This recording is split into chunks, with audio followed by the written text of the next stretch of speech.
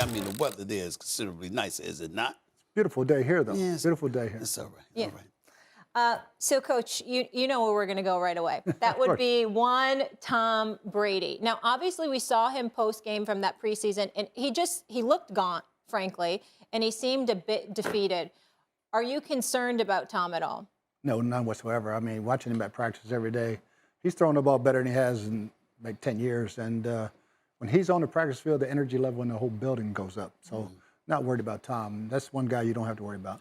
I'm glad you said that, Coach, because even though I'm far from the football aficionado that you and others are, I'm like, excuse me, this is a 7-time champion, and we are literally worried about him during preseason. I think it's insulting that people were even bringing that up, to be honest with you. Not her, of course, but the people that was on the phone on the air yesterday. Having said all of that, sir, what are your expectations? I mean, I know that you're still with the team. I get all of that. But I'm not talking about hope. I'm talking about expectation. You got issues with your offensive line. Chris Godwin's coming back after he had a nasty injury. Rob Gronkowski swears that he's staying retired. I want to know, what are your expectations for these Tampa Bay Buccaneers this season? First and foremost, we got to win our division. Okay. And then it's get in the tournament and go from there. But this is probably the best roster we've had since I've been there. Really? You feel like it's the best roster? But what about the O-line issues, the injuries? Well, we've got guys that we've had now bringing along.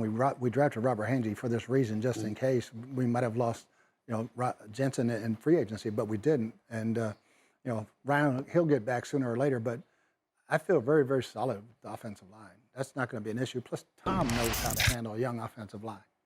He's not going to stand back there and hold the ball very long. And so the talent on the roster from top to bottom is outstanding. What was the issue with the defense last year? Injuries. We didn't play our starting secondary from the first half of Dallas until the Super Bowl, until we had all 4 starters back. And we were Rolodexing, guys coming in left and right and trying to play in the secondary. I thought Todd did a masterful job of winning 13 games with what he had to play with on defense last year. How nervous are you about the New Orleans Saints? I'm looking at that defense. They are real. I'm looking at them right now. I'm looking at Michael Thomas returning. Alvin Kamara is still there. Olave out of Ohio State is there. They've got some weapons. I've got questions about Jameis Winston, but they still have some weapons. How nervous does the New Orleans Saints make the Tampa Bay Buccaneers? I don't know if it's nerve, but a lot of respect. A lot of respect. They beat us twice last year, and so it's always a battle. So it's an excellent football team, hell of an organization, and you got to have your big boy pads on when you play when the Saints. Can I ask something? Go Yeah. ahead, please. Obviously, Gronk's not going to be there right now, and that's what he said.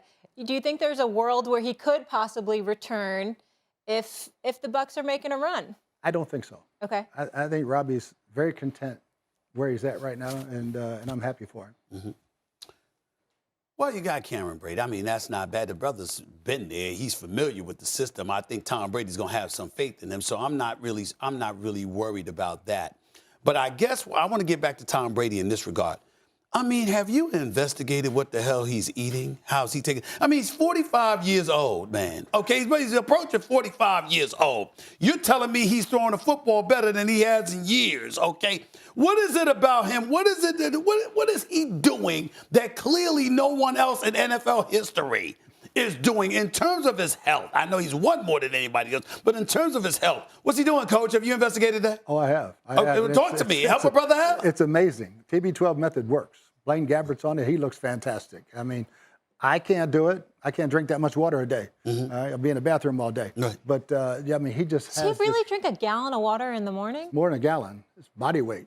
And he has that big jug. Everybody's got the little jug. So it's just He's water. got the big jug. So it's just water in the morning. It's just that much water. His weight in And water. It's more than just water. I mean, he's got everything that he needs to take care of himself.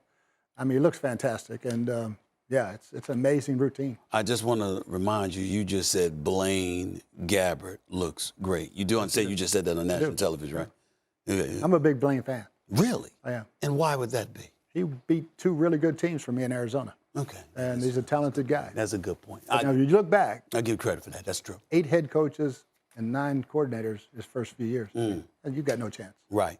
How do you feel about the NFL this season? Looking at it, I'm thinking about 10 different teams that could win it all. That's how I view the NFL this particular season. How are you feeling about the NFL and where it's at in terms of the competitiveness compared to years past? Oh, I think it's better than it's ever been because of the influx of all these young quarterbacks. I mean, they're just getting better and better, and more to come next year out of college. But I think the teams that are getting these young quarterbacks are doing a better job of helping them. Thanks for watching ESPN on YouTube. For live streaming, sports, and premium content, subscribe to ESPN Plus.